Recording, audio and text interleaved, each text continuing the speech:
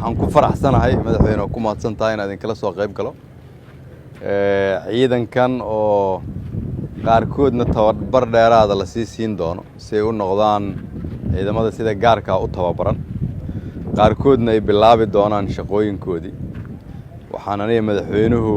laga bilaabo maanta ka wada xaajoon doonaa qaabka la idin howlgelin doono nooca shaqo aad qaban doontaan iyo gobolka sidaad uga qaban doontaan iyo dawladda guudba laga bilaabo hadda marka waxaad u gudbaysaan wajigii labaad hadii ilaahay yiraahdo oo ah sidii aad u howlgeli lahaydeen kuwiina loo soo xulo inaad tababar dheeraad ah qaadataan waxaad noqon doontaan ciidan sida madaxweynuhu uu sheegay si gaar ah u tababaran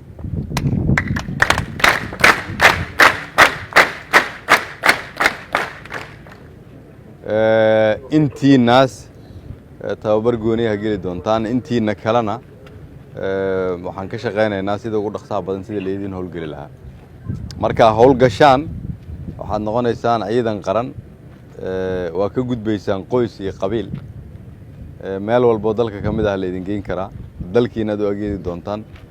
inkastoo codsiga madaxweynuhu hadda uu yahay inaad dawlad goboleedka koonfur galbeedka howlgashaan maadaama cadow badan uu joogo annaga iyo madaxweynuhuna waxaan iska kaashan doonaa sida ugu dhaqsaha badan in leedin dhammaystiro agab walba oo u baahan tihiin